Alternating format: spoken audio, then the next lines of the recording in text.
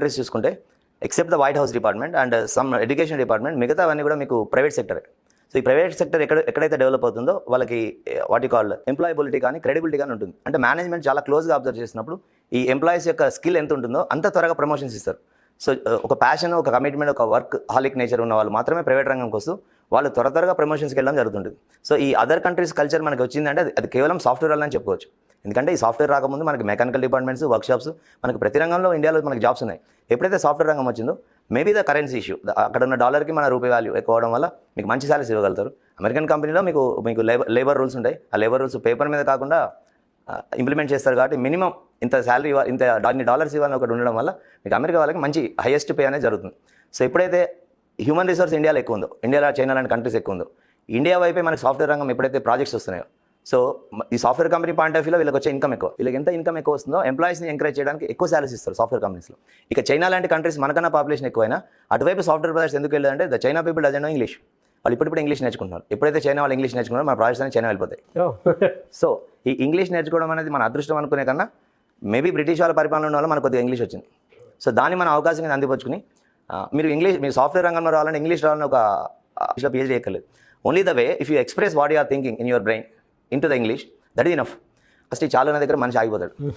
I should not you expect 8 lakhs. Expectation తప్పే ఉంది. కోరికలు ఎంతైనా కోరుకోవచ్చు, అందులో సగమే వస్తాయి అనుకుంటే why can't you expect 8 lakhs? 2.5 lakhs అనుకుంటే కొన్ని MNC companies starting package 8 lakhs ఉంటాయి. బట్ 8 lakhs ప్యాకేజ్ ఇచ్చేవాళ్ళు మీలో ఉన్న స్కిల్ని చాలా టెస్ట్ చేస్తారు. 2.5 lakhs ఇచ్చేవాళ్ళు మీలో స్కిల్ కొద్దిగా ఉంటే చాలు. సో మీరు ఇక్కడ స్కిల్ పెంచుకోండి, సాఫ్ట్వేర్ జాబ్స్కి రండి. బట్ సాఫ్ట్వేర్ రంగంలో ఎందుకు సాలరీస్ ఎక్కువ ఇస్తారంటే మిగతా జాబ్స్లో బాడీతో పాటు బ్రెయిన్ని తక్కువ యూజ్ చేస్తారు. సాఫ్ట్వేర్ జాబ్లో కేవలం బ్రెయిన్నే యూజ్ చేయాలి. దానివల్ల ప్రెజర్ చాలా ఉంటుంది. సో ఈ ప్రెజర్ని తట్టుకోగలగాలి.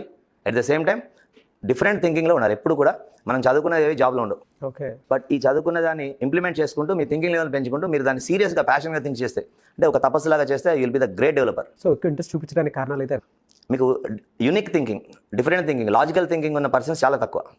ఒకవేళ ఈ స్కిల్ ఉంది అనుకుంటే వీళ్ళందరూ almost America, Germany, Australia, Singapore లాంటి కంట్రీస్ వెళ్ళిపోతున్నారు. మెయిన్గా మన యూత్లో ఉన్న ఇంటెలిజెంట్ పీపుల్ మొత్తం అదర్ కంట్రీస్కి వెళ్ళిపోతున్నారు. సో ఈ అదర్ కంట్రీస్లో ఇదే కంపెనీలో జాబ్ చేసినప్పుడు వాళ్ళకి మినిమం వేజ్ లేబర్ ప్రకారం మనీ ఇవ్వాలి. అదే మీరు ఇండియాలోకి వచ్చేసరికి మీకు తక్కువ శాలరీతో ఎక్కువ వర్క్ చేయించుకోవచ్చున్న ఒక థింకింగ్లో వస్తారు. బట్ ఆ తక్కువ శాలరీ ఎంత అనేది ఒక ఫ్రెషర్ ఎక్స్పెక్ట్ చేయలేనంత ప్యాకేజ్ వస్తుంది. బట్ అందరికీ ఒకే ప్యాకేజ్ కాదు. మీ స్కిల్ని బట్టి ప్యాకేజ్ వస్తున్నప్పుడు మీరు ఫస్ట్ స్కిల్ని పెంచుకోవాలి. సో ఎప్పుడైతే ఒక మంచి స్కిల్ ఉన్న ఎంప్లాయీ దొరికాడో సాఫ్ట్వేర్ కంపెనీ ఎప్పుడూ అతను వదులుకోదు. ఇంతకీ సాఫ్ట్వేర్ జాబ్కి ఉన్నంత ప్యాషన్ వర్క్లో చూపించట్లేదు. సో రియల్గా సాఫ్ట్వేర్ జాబ్ శాలరీస్ కోసం అని కాకుండా ఏదో చేయాలి నేను నా లైఫ్లో. ఏ జాబ్ చేసినా మీ బాడీయే కష్టపడుతుంది, ఈ జాబ్లో మీ బ్రెయిన్ కష్టపడుతుంది. సో మన బ్రెయిన్ ఉన్నవాడు కరెక్ట్గా యూటిలైజ్ చేసుకుంటే సాఫ్ట్వేర్ రంగంలోకి వచ్చి మీకు ఇంటర్వ్యూకి రావడానికి ఎంత ప్యాషన్ ఉందో, నేర్చుకోవడానికి ఎంత ప్యాషన్ ఉందో, వర్క్ కల్చర్లో స్లో అయిపోతుంది.